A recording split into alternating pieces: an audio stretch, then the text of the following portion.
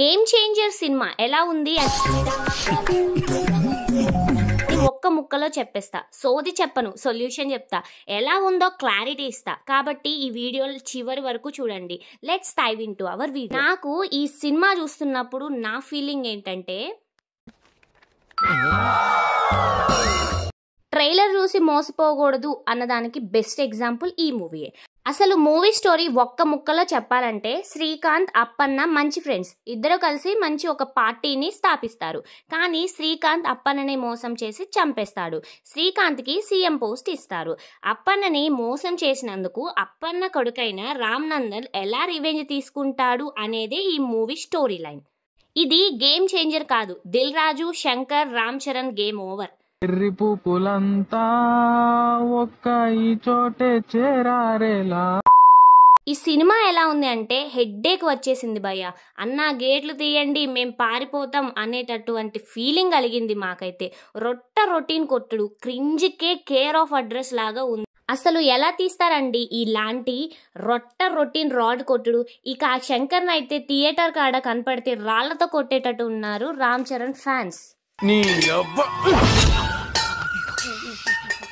ఇకపోతే మన రామ్ చరణ్ వచ్చేసి అక్కడక్కడ ముసలోళ్ళలాగా కనిపిస్తున్నాడు. రామ్ చరణ్ లుక్స్ అయితే వరస్ట్ గా ఉన్నాయి. ఫ్యాన్స్ కే వాంతు వచ్చేలా ఉన్నాయి. ఇంకా రామ్ చరణ్ ని క్లోజ్అప్ లో చూస్తే అన్నం కూడా తినబుద్ధి కాదు, అట్లా ఉంది ఆయన లుక్స్ అయితే.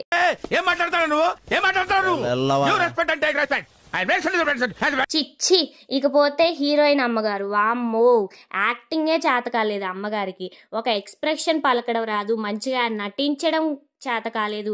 ఈవిడ గారి కన్నా ఆ అంజలి గారే బాగా చేశారు. కానీ అంజలి గారిని సరిగ్గా మూవీలో వాడుకోలేదు మూవీ టీం.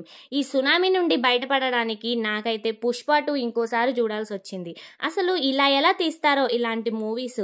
దీనికన్నా ఆ భారతీయుడు 2 నయ్యం అనిపించింది నాకైతే. ఇది గేమ్ చేంజర్ కాదు, గేమ్ ఓవర్, గేమ్ ఎండ్, ఇలా ఎన్నో టైటిల్స్ పెట్టుకోవచ్చు.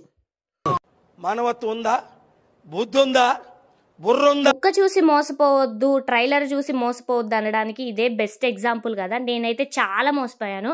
ఫస్ట్ ట్రైలర్ చూసి ఆహా ఓహో అసలు ఇక మన రామ్ చరణ్ గారికి తిరుగులేదు అనుకున్నాం. కానీ అసలు మూవీ చూసొచ్చాక నా ఫీలింగ్ అయితే రాత్రికి రాత్రి మారిపోయారంటరా.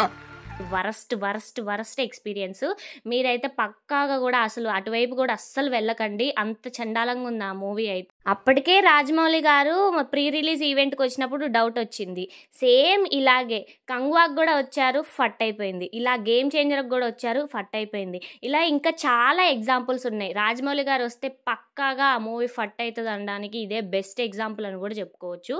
కానీ మన రాజమౌళి గారి మైత్ని మన రామ్ చరణ్ అయితే అస్సలు ఫుల్ఫిల్ చేయలేకపోతాడు. మన ఎన్టీఆర్ గారు అయితే ఎప్పుడో ఫుల్ఫిల్ చేసేసి మైత్ ఏం లేదు నాకు అలాంటివి ఏం ఉండవు అనేసి దూసుకెళ్ళిపోతున్నారు. కానీ రామ్ చరణ్ గారు అయితే అక్కడే స్ట్రక్ అయిపోయారు.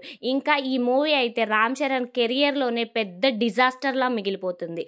సో మీ ఎక్స్పీరియన్స్ ఏంటి? అసలు ఒకసారైనా ఈ మూవీ చూసారా? చూసినట్లయితే మాత్రం మీరు ఎక్స్పీరియన్స్ ఎలా ఉందో నాకు కామెంట్ చేయండి. చూడకపోతే మాత్రం అస్సలు ప్లీజ్ అటువైపు వెళ్ళకండి. నా వీడియో మీకు నచ్చినట్లయితే please like, share and comment. Subscribe చేసుకోవడం అస్సలు మర్చిపోకండి. బాయ్.